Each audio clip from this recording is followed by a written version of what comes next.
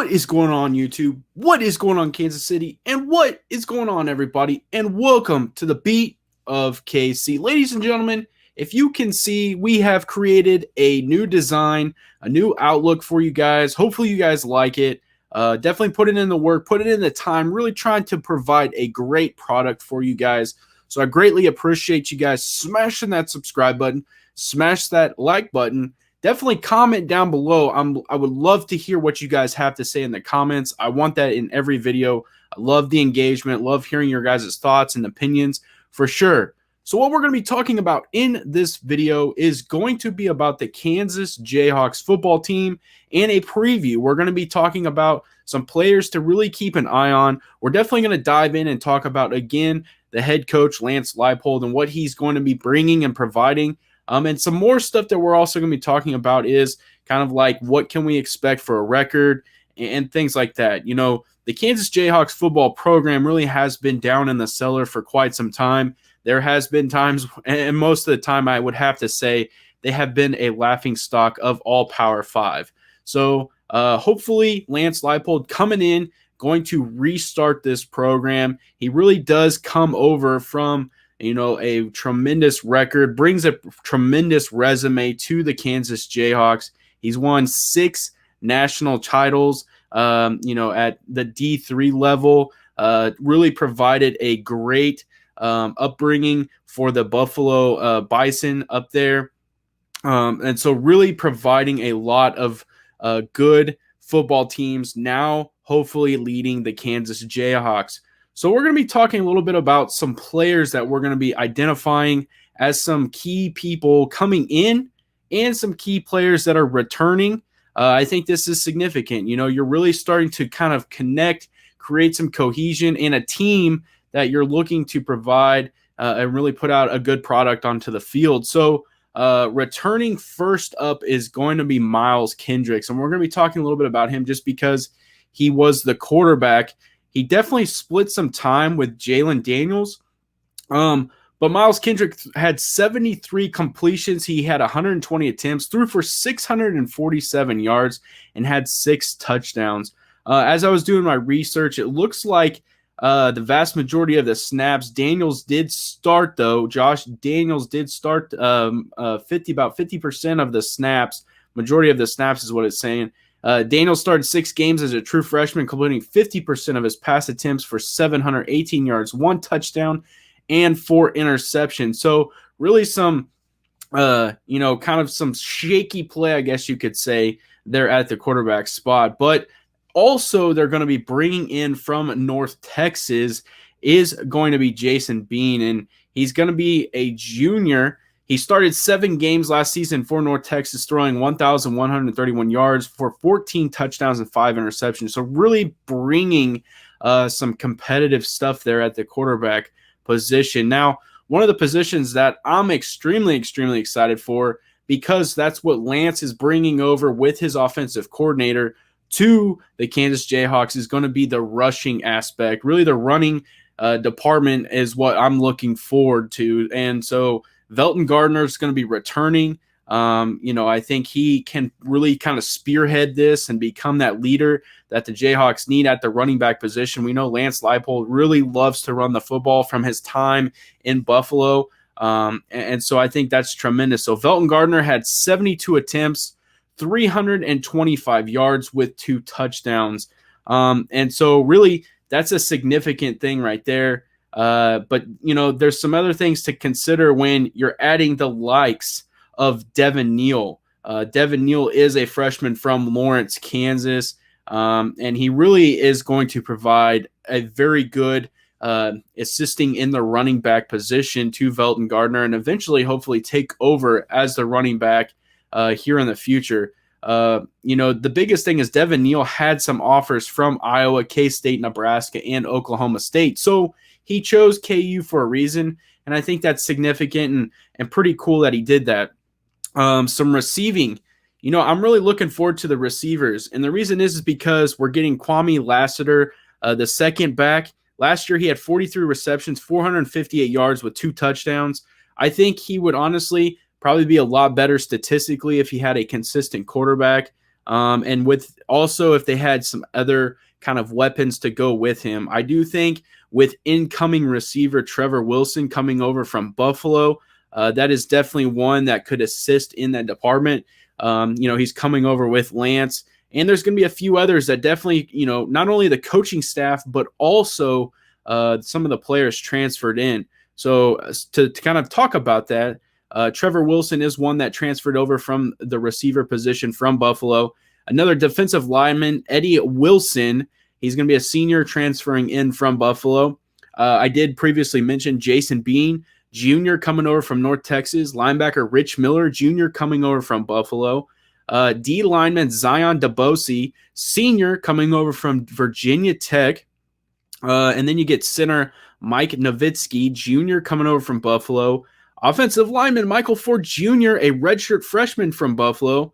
Defensive lineman Ronald McGee. Defensive line, it says defensive lineman for his year. I would assume that's probably not his year, but he is coming over from Buffalo as well. And one of the biggest ones for me that I actually wrote an article on through KC Kingdom is going to be Cornell Wheeler. He's a linebacker who transferred in from Michigan. Super excited to see him on the field. I think he's got a lot to offer. That is definitely a position that I think they needed to upgrade on this defense was linebacker. We understand that a lot of the captains are ran through the linebacker position, although returning is going to be Kenny Logan Jr., and I would consider him really kind of the man of the defense. He had 58 tackles last year with 2 interceptions. He is a big piece for this Kansas Jayhawks defense. Super, super excited to see Kenny Logan. Safety and linebacker are my 2 favorite positions on a football team. So I really want to see these 2 positions succeed. And the linebacker position definitely needs to step up and really kind of be that staple that you need on defense. So also kind of returning, I kind of want to talk a little bit about some of the Big 12 honorees returning. Nobody really of huge stature, but we got some honorable mentions. Linebacker Kyron Johnson, receiver Kwame Lassiter, obviously, and then Kenny Logan. So you're getting a couple of Big 12 honorees returning, and I think that's significant. Those are going to be those guys that are going to be leaders on the field. A lot of these younger guys and really incoming people are going to be looking to those guys for advice, for leadership, really kind of being the ones that step up on the field and provide that hype when you need it and really kind of being that guy. Some other ones that I think we should be paying attention to, another running back is going to be Daniel Hitshaw Jr. He's going to be a sophomore. I really like to see him kind of contribute.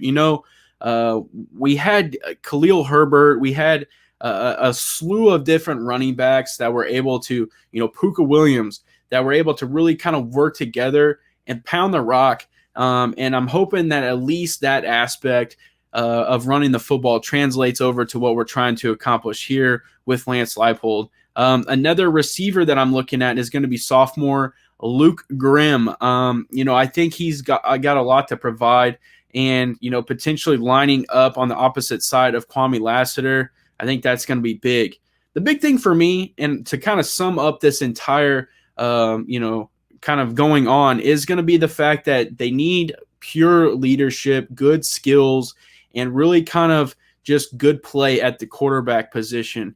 When all said and done, that is where it's going to kind of have the spotlight. If your quarterback is having turnovers, if your quarterback isn't, showing leadership, if he's not confident out there and being able to take charge and really lead that huddle, then I think that's where the Jayhawks will end up eventually continuously relying on the rushing, and they're going to know that's what you're going to do, and we're going to see this team again struggle. I understand that this is Lance's first year, and I understand he's trying to get some guys in there that are going to be there for the long haul, but I think for me, the quarterback position is the one that I have my focus, my radar on.